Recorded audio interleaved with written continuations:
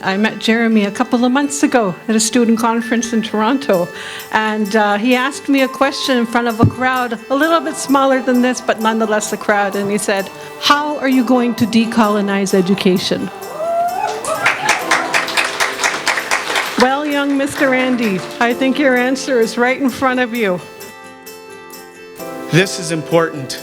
This is important. This is what reconciliation looks like, is working together, not alone.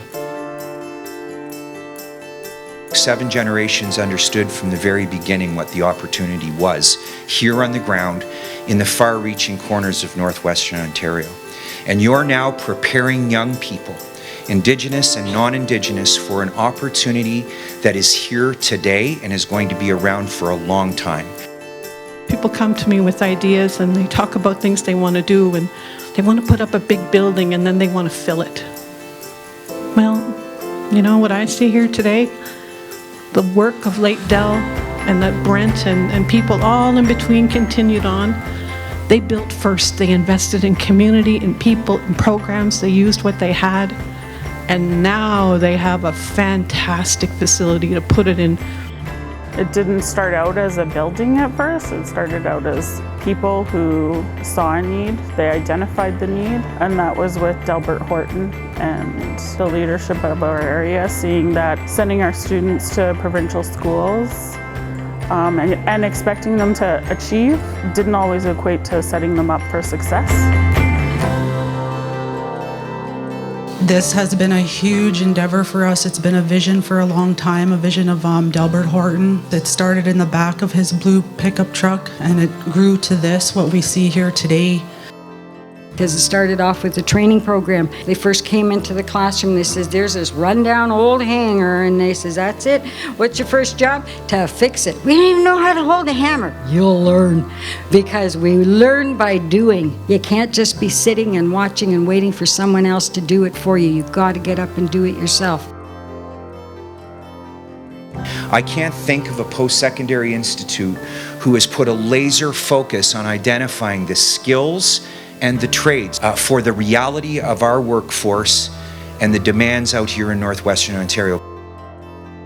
It is incredible and it is important to be able to have apprenticeships, essential skills, First Nation student success, trades training, secondary school, and post-secondary programs all under one roof, operating to help young people within this community and other communities across the province to not just get the training that they need, but to also be able to get help with their language, to learn more about their cultural background, and to be able to do that all in one institute under one roof so that we can get people trained so that they can find work and stay home. This facility is very, very important to me because I'm able to learn in an academic setting, get high quality education in the comfort of my home territory. There's teachings here that I learn from my culture. There's language, there's ceremony, and there's a lot of culturally rich resources here. There's some really incredible spaces.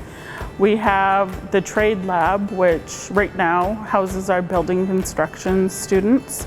We can do workshops, whether that's cabinet making, other woodcraft workshops. There's the makerspace upstairs. There's like a 3D printer in there, a lot of technological stuff. There's also the recording studio, the green screen.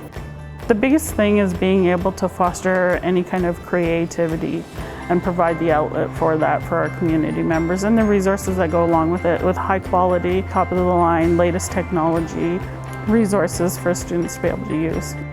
You talk to the elders, they talk about sharing our culture and sharing this land, and that's what the treaties meant. And if you're not First Nations, you're welcomed in this facility. We're not limiting ourselves to just Indigenous students, like the culture, the language that we infuse in our programming. That's for everybody. And I think that's very important because moving forward, we want the next generations, we want to work together to, instead of fighting, and we want to work together. And I think an institute like this opens doors and bridges that gap. It was not that long ago education was taken from our hands and used to advance a policy of assimilation. And this policy was meant to erase our cultures, us, our languages, our people. So it makes me feel even better to have the choice to come to Treaty 3 territory now and help support Treaty 3 education, Anishinaabe education, Anishinaabe language, because now you've taken it back. Congratulations to all of the people who were involved in making today, but most importantly tomorrow, such an exceptional opportunity for the future generations. We all deserve the chance to benefit from an institution in our community, from our community, that understands our community and is helping prepare future generations to live and work in our communities.